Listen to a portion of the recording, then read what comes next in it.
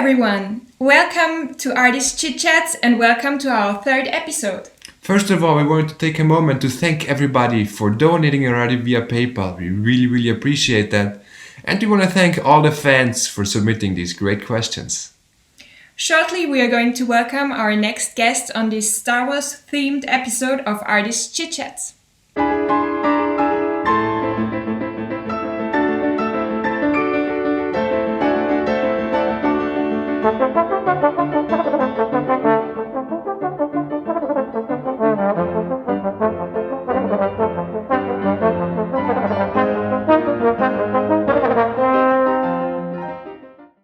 Today's episode of Artist Chit Chat is in the light of International Star Wars Day, and we've brought on our guest, a really special person, and I think he's probably the biggest Star Wars fan that we know. He's the second trombonist in the Pittsburgh Symphony, professor at the Duquesne University in Pittsburgh, and the overdubbing Jedi Master. So please, let's welcome Jim Nova. Hi, Jim.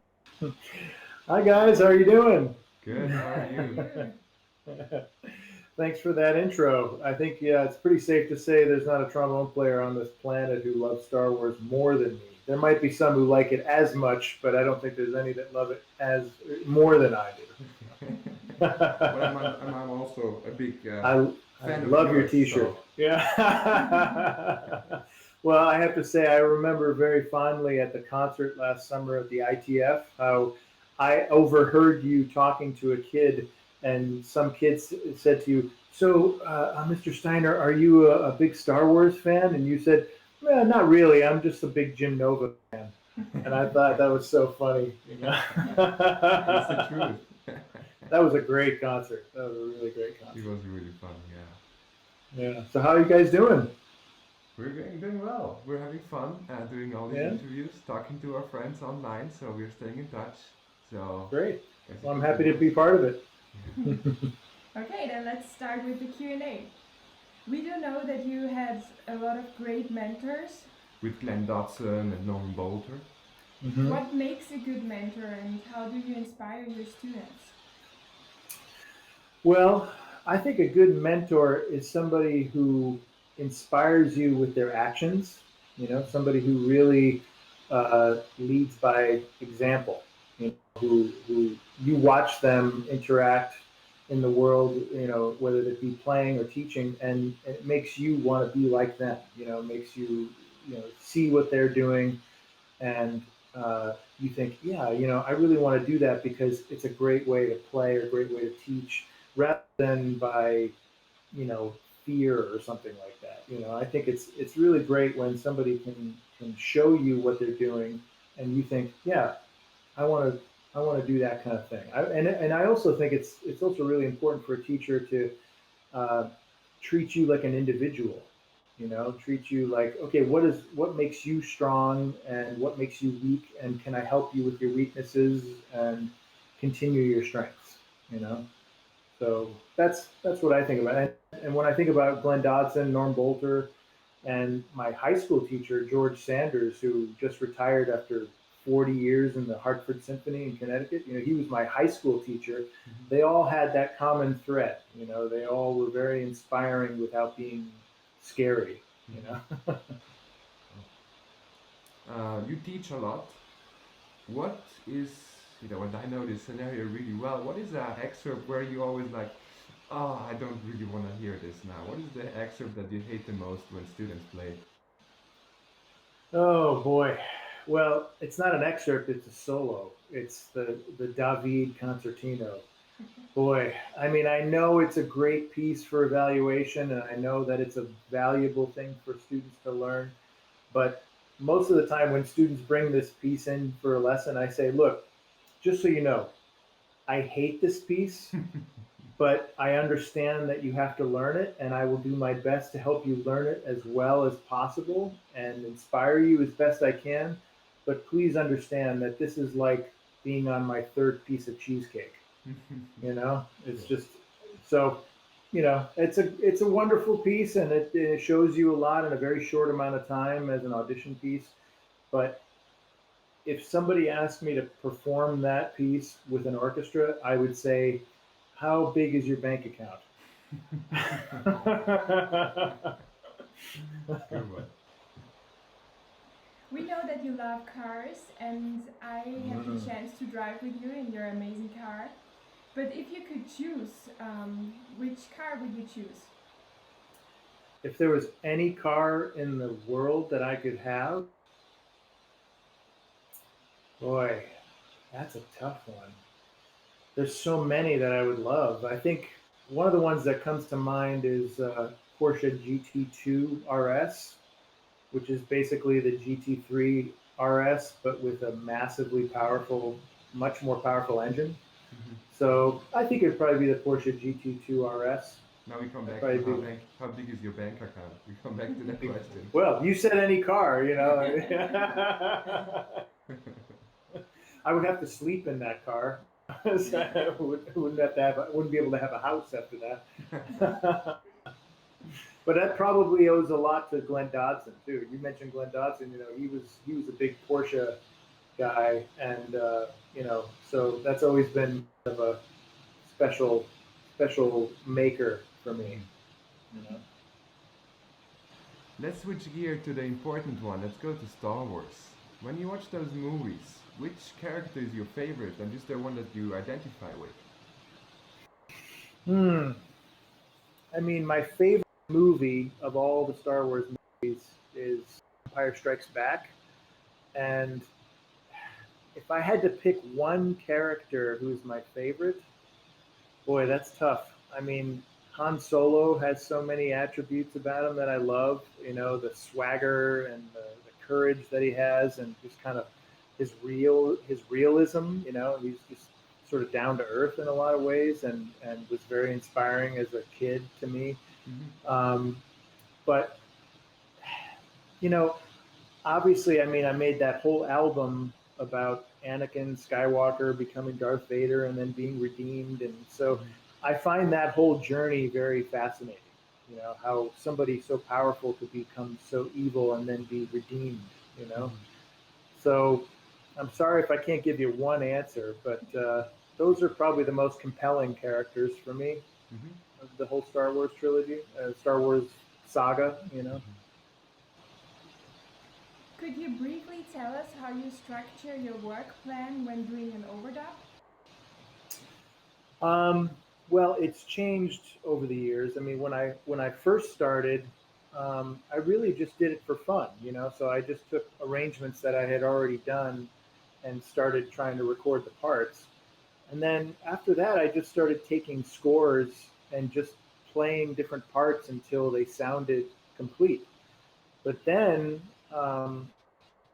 once I can do a concert of these arrangements, then I realized, oh well, I haven't written some of these arrangements down, so maybe I should do that first. So now, whenever I do an overdub, you know, the current path that I have is I always do the arrangement first, Mm-hmm. and I sketch it out loosely, and then when I record, I take a red pen and I write all the changes that I make, and then as I go through it, I figure out, you know, okay, this needs to change, this needs to split up into two parts, or this needs to be on this instrument, or this works better here, and then it kind of evolves as I play it. But you know, something people should know is that the versions that I record are very different than the versions that I perform. You know, because some of the versions I record not very practical to perform live. You know, let's just say the soprano trombone is a very low percentage instrument. But so generally, I have a couple of versions depending, and even the concert versions change as as I play them. You know, like the versions of the concert that we did last summer had changed many times over years, and trying them and seeing what works and what doesn't work and what's more practical and that kind of thing. So generally, you know, that's the path now. I do the arrangement, then the recording. So, And how long does the recording process, or it varies, but what does the yeah, recording process look like? Where do you start? it depends on the type of piece. You know, you would think that the more technical things would take longer. You know, the flashier things, but actually those go quicker. It's the ones that are much more choral in nature or static that are kind of more difficult to do, because if it's, if your intonation is bad, it's just, it sounds terrible. So you have to really go slowly with the sort of more choral type of pieces. But I would say it probably takes, the way I do it, probably takes about 5 or 6 hours per minute of audio. Okay. And that's if we're talking like, 14 to 16 parts or something like that. If it's something smaller like a quartet or something like that, I can move actually much faster now. But generally speaking, it takes about that long. Cool. A lot of your fans were actually wondering about that. Another Sure, question that sure. came up quite often is, how do you deal with switching horns so much? You play from soprano trombone to contra bass trombone. It's just pretty ridiculous. How did you get started, and how do you feel comfortable in that? Well, there's a couple of little details that I think people don't realize. Like when it comes to doubling, switching or tripling or quadrupling or whatever you want to call it, like there's two philosophies. Some people think you just change the mouthpiece size to match the instrument, and then you just learn that instrument. Well, I couldn't really do that. That doesn't really work for me. I had to have all the mouthpieces had to have the same rim. Hmm. So all my mouthpieces have the same rim size, with one exception. One exception is the contrabass mouthpiece. For a while, I used one that was the same rim as all my other mouthpieces, but I just couldn't get enough sound out of the contra that I want. Especially once I switched to the tine, that instrument really needs a ton of air to really make it work. So that's the first mouthpiece I've played in decades that has a bigger rim than the others. But that's such a strange instrument compared to bass and tenor and alto and such that, it's kind of its own animal, But basically I play even the soprano. As a matter of fact, I can show you. Um, this is a soprano and a bass trombone mouthpiece, and they have the same exact rim. Oh, interesting. Wow. So That's fun. Cool. yeah. Well, it's fun So that you they, mentioned the contrabass. That seems to be. I always thought that I'm Constanze's favorite trombonist, but then when this Star Wars thing happened, she couldn't get her eyes off the contra. It seemed like. oh So yeah, all it's a show I was pretty. trying to connect with her, but she was just staring to other people. It was. She was mesmerized by Nick Schwartz playing the contrabass trombone. That's right. Well, Well, many I'm of not us are. sure. George and Jeff next to Nick probably didn't help. Yeah, that was a fun. That was. I mean, I didn't. Let's just say I knew what I was doing when I cast those parts. But yeah, I mean, basically, I play the same rim on all the mouthpieces except for the contra. The cup and the backbore and the shank are all extremely different from each other. And those have taken many years to evolve and change. But another little trick that I do that would probably make people laugh is that when I record, I mean, you both have been to my house, and the living room where I record has a fireplace. And so even in the summer, when I'm recording, I turn the fireplace on and I put the instruments in front of the fireplace so that they're already warm when I pick them up and play them. So they're already warmed up, That is and cool. my chops are warm, and then the horn is warm, so that I can just switch really quickly between everything.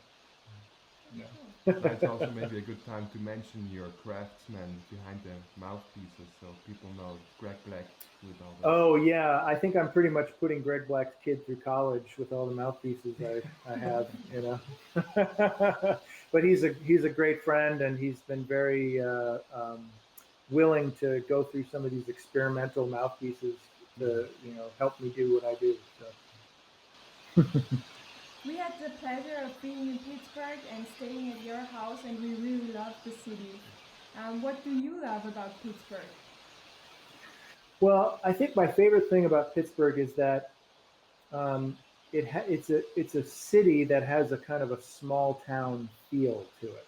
It feels like it's a very friendly city, and it's a very warm city, and the music, scene in Pittsburgh is very well supported, and for an orchestra like the PSO, it's it's treated so well in this town, and yet it's very small. It's a very small city. I mean, it's a fraction of the size of New York or Boston or Chicago or LA, and yet it has this really great history, and it's been very important to the city to have this great cultural center in the city. So I'm very very lucky that it's that way. But I mean, my favorite thing about the city is just that it's so has this city, but it's a small town kind of feel to it. Doesn't take itself too seriously. Yeah, it's also great to walk around. There's so many things to look at, and it's Yeah. really, really fun place. Yeah. Yeah, Now definitely. we've talked a lot about things that you can do really well. What is something that you struggle with, just in general, in regular life, something that you are bad at? I'm not really bad at anything. I don't know what you're talking. No, of course. No, I mean that's an interesting question. I think um, if I had to put something to it, it's an interesting balance of um, you know like when it comes to my music making, I really, everybody wants to know how to overdub now because we're all sort of stuck inside. And I've been doing it for 8 years. So there's a part of me that really likes to sort of be on my own and do my own thing. And sometimes, being around other people, like I can be a little, I know it sounds kind of crazy, but I can actually be a little bit shy in some ways. So that's something I kind of wrestle with sometimes. I think that's part of the reason I enjoy the whole overdub thing so much is like, I only have to take orders from myself. But yeah, I mean, that's something I think I struggle with, you know.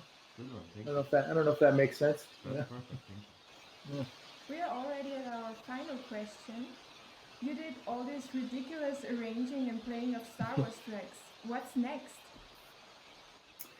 Well, I mean, I have several projects in the works right now, and for me, this time to have to be away from playing live concerts, I've been I've been thinking about taking a sabbatical from the orchestra for a while now. So I'm sort of treating this like it's the sabbatical that I've been thinking about doing. So one of the things I've really dove into just in this last week is video editing. Like I've really gotten into that. I bought a new camera. I bought a green screen. I bought all this lighting gear and stuff, and I'm learning how to do video better. And I mean, I'm a total beginner in that regard, but I'm going to start adding a lot of video content to my YouTube page, and I have all these uh, overdubs that I want to do that I want to add video to. I have all these teaching products that I want to make. Like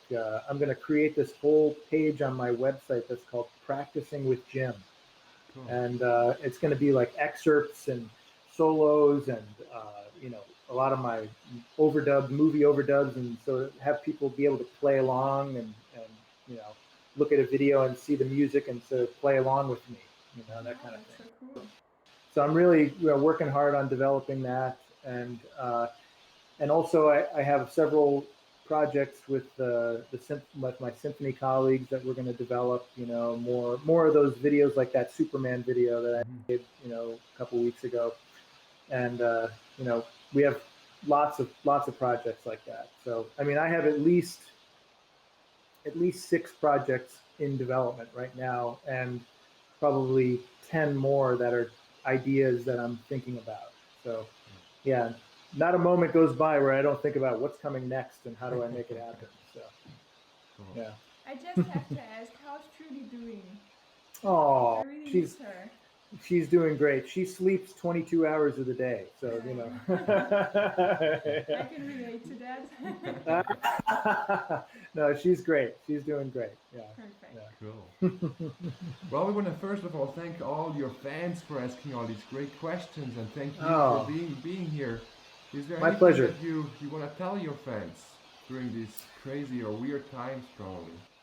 Well, I mean, something that I've been trying to, communicate with my students here. We just finished the Duquesne semester yesterday, actually, and I've been trying to make them, you know, be clear with them about that auditions are not one, um, it- the week before, 2 months before, a year before. Mm-hmm. Your career is established from the moment you decide that you're going to be a musician. When your career path starts, Mm-hmm. this is just a bump in the road, and what where you'll end up, wherever your career will take you, uh, is determined long before this, and will go on long after this. And so I'm trying to encourage them to just think about the long game, and that someday this will be over, and where you are after this will be determined by what you did during this and before this.